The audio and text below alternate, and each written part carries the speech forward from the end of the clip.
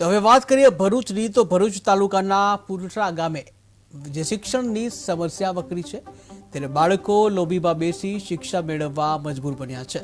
સ્ત્રી કેળવણીની યોજનાઓ અને દાવાઓ પોકળ સાબિત થયા છે ત્યારે સ્થાનિક ગ્રામજનોની સરકાર અને તંત્રને રજૂઆત છે।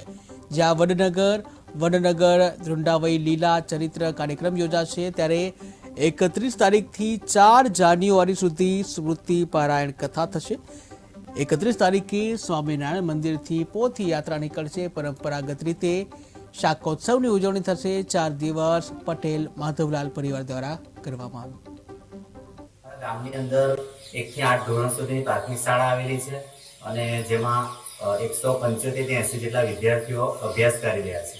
અમારા ગામમાં એક વર્ષ અગાઉ જે જૂના જર્જરિત 2 ઓરડા હતા સ્કૂલના તેને તોડી પાડવામાં આવ્યા હતા।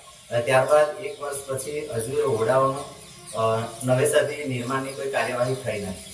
આ બાબતે મેં અમારા આમોદ તાલુકાના શિક્ષણ જે સાહેબ છે એમને રજૂઆત કરી હતી અને કહ્યું હતું, તો તેમણે મને જણાવ્યું હતું કે આ બાબતે મેં જે કંઈક કાર્યવાહી છે કરવાની તે કરી દીધી છે અને ગાંધીનગરથી હજુ કાર્યવાહી બાકી છે।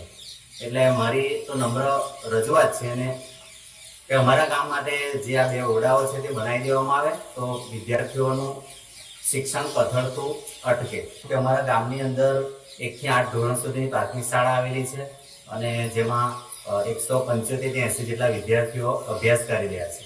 અમારા ગામમાં એક વર્ષ અગાઉ જે જૂના જર્જરિત 2